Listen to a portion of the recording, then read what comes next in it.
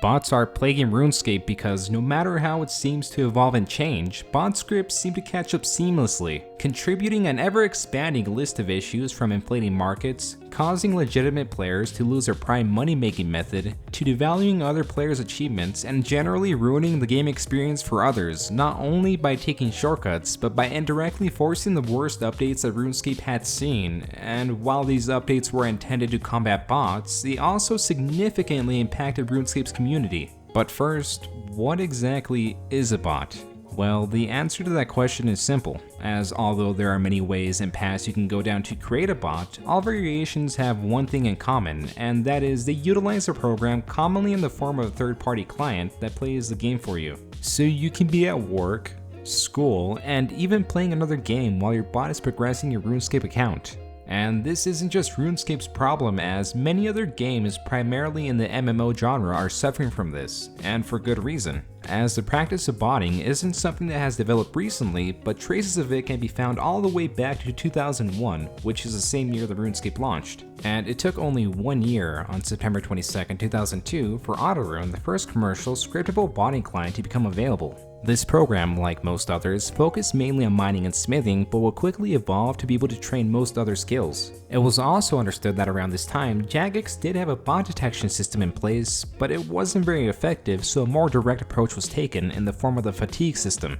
What this system did is add a fatigue counter that would steadily increase as the player gathered resources or trained a skill, and once the counter hit 100%, no more resources or experience could be gained until you either ate food or rested in one of the many beds that had been placed around RuneScape, which would later be improved by allowing players to carry a sleeping bag, which when used would require the player to fill a CAPTCHA to lower the fatigue counter. And sure, at first this system did help to slow down bots, as most were not advanced enough to be able to locate beds and rest, but this was only a small roadblock. As the game changed, so did the tactics of the botting community, as they found it easy to write new scripts to allow bots to locate beds and make a strong comeback.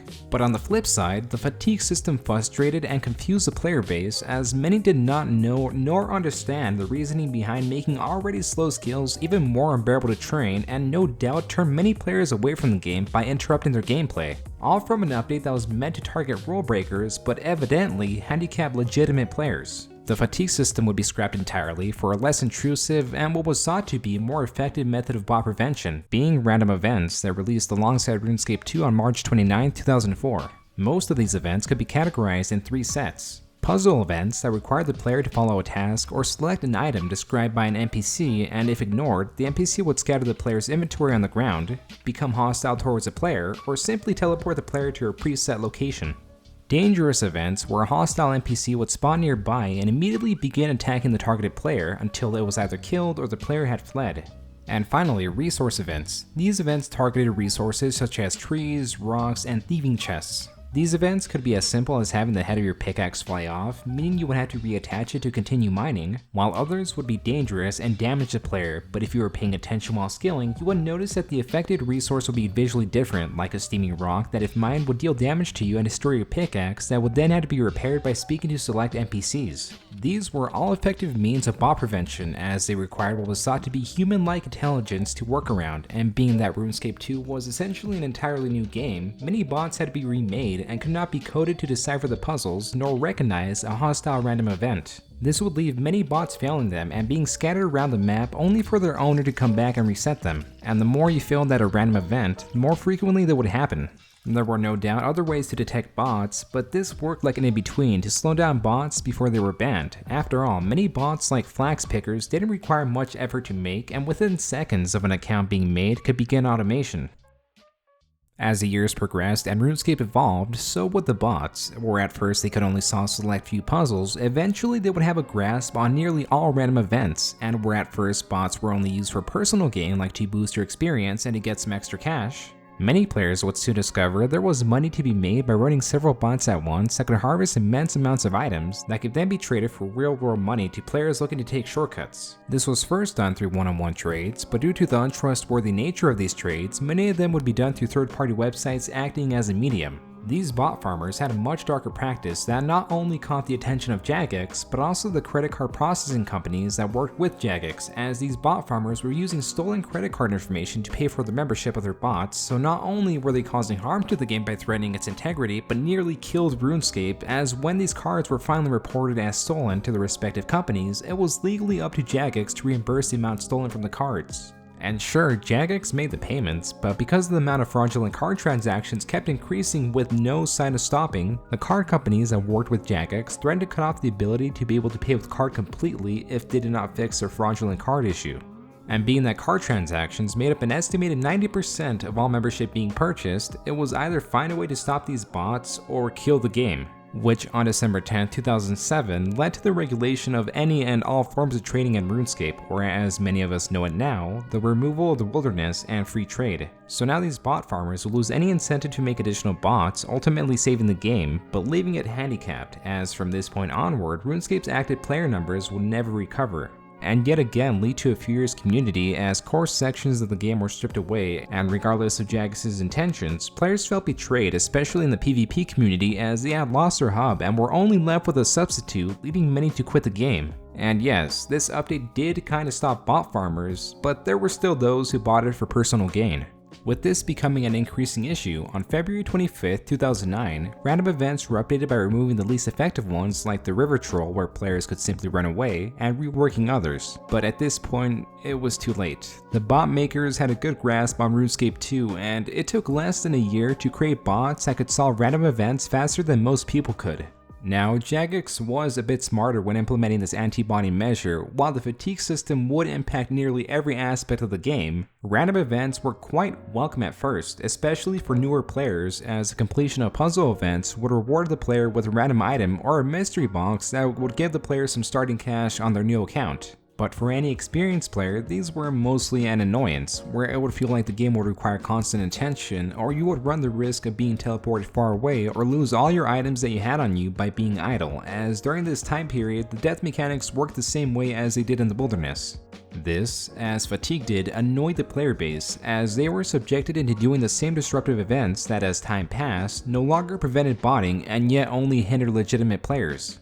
And a little story here, I actually left the Watchtower quest incomplete for several years because of the sandwich lady. So during this quest, I got her as a random event, and she told me to pick a baguette, but 12-year-old me had no idea what a baguette was, so I think I chose a sandwich or something, and I was teleported to Ice Mountain. And because back then, many people like myself didn't know the map very well and kinda just wandered, I didn't know where to go back to complete this quest.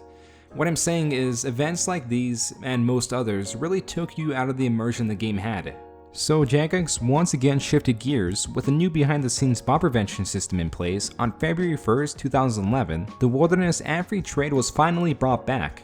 It was also around this time that work had started on Cluster Flutterer, or as many of us know it now, the bot Nuke. This update set out to change item IDs and specific code that bots use to operate. So let's say you're doing a random event and the game tells you to select a specific item. While you might see something like a spinning trout, what a reflection and injection bot sees is a number, or more specifically an item ID, and not the item itself. So if the item ID was to be changed not only for random events, but for things like fishing spots, reflection and injection bots would cease to operate, which at the time made up 98% of bots. So on October 25th, 2011, the bot Nuke was launched, where Jagex reported they had recently banned 1.5 million botting accounts, and a second bot Nuke, known as Optimus, came on May 3rd, 2012. The general idea and thought process was if you change the item IDs in-game, bot makers would stop updating their bots because it was just too much work. But yet again, it took only 2 weeks to develop a functioning bot and a few months for bots to be back at peak performance. And for the last time, a different approach was taken. Jagex would hire ModJackMob, an ex-bot maker, to develop a continually updated bot watch, which was launched September of 2012, leading to the removal of random events on October 24, 2012. The way BotWatch works is left intentionally vague as to not tip off bot makers on how to bypass it, like they've done with previous anti-botting measures. But it's generally understood that instead of trying to change the code that bots follow, it monitors players for patterns like clicking on the same spot every second for an hour that might catch the attention of BotWatch that would then lead to the termination of said account. while also looking for other accounts following the same or similar pattern. But even with this in place, the amount of bots in game is still tremendous, and while some players praise bots for lowering the price of items like Dragon Bones and Gold Ore to make their training easier, it does this at the cost of devaluing money-making methods for newer lower level players that we're expecting to get a massive amount of with the release of mobile. Also, do you ever wonder why Zulrah drops 1000 flax and 1500 pure essence? I'm speculating here, but I think it's to inflate the market to make those easy money-making methods not profitable for bots and in turn ruining a money-making method for lower level players. Bots are also the reason we have bonds, and while bonds do give players an advantage as it allows gold to be purchased for real money, making it old school's only microtransaction, so for 5 years now, I and several others have been paying for membership on all of our accounts through in-game gold, effectively keeping the player count high, as those who would normally take a shortcut and put money in the pockets of those ruining the game are instead giving me free membership. But the addition of bonds or making training inexpensive in no way redeems bots. They're the reason behind RuneScape's worst updates, and only serve to devalue and steal major aspects of the game from legitimate players. These are the reasons I believe bots are RuneScape's plague. This has been Botting, RuneScape's plague. Thanks for watching.